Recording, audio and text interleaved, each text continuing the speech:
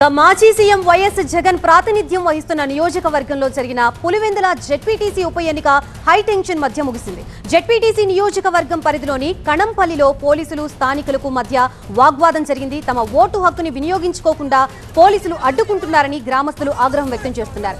ఓటేయడానికి తమని అనుమతించాలని ఓటర్లు విజ్ఞప్తి చేశారు. అయితే ఓటర్లని ఎవరూ అడ్డుకోలేదని, ప్రజలందరికీ పూర్తి భద్రత కల్పించామని చెప్పారు ఎస్పీ అశోక్.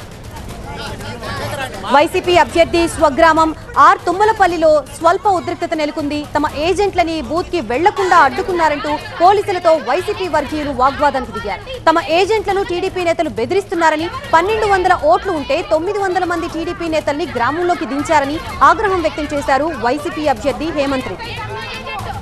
పులివెందుల మండలం ఎర్రబల్లిలో ఉద్రిక్తత పరిస్థితులు నెలకొన్నాయి. జెడ్పీటీసీ ఉప ఎన్నిక పోలింగ్ నేపథ్యంలో పోలింగ్ బూత్ దగ్గర టీడీపీ నాయకులున్నారని వైసీపీ నేతలు ఆగ్రహం వ్యక్తం చేశారు.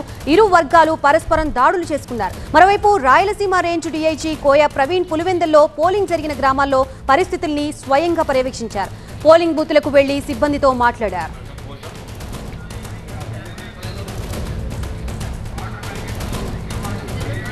ఈ పిలుపు ప్రతి మీడియా ఛానల్కి ఇస్తూ ఉన్నా, ఎక్సెప్ట్ ఎల్లో మీడియా ఛానల్. ప్రతి ఒక్కరు కూడా వెళ్ళండి, దయచేసి కనుక్కోండి ఏ మాదిరి ఎన్నికలు జరిగాయో.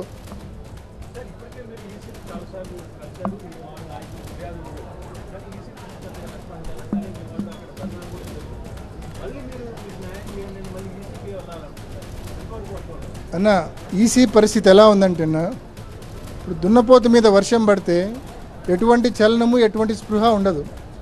మన స్టేట్లో ఈసీ కూడా అంతకంటే ఘోరంగా ఉంది మన స్టేట్లో ఎన్నికల కమిషన్.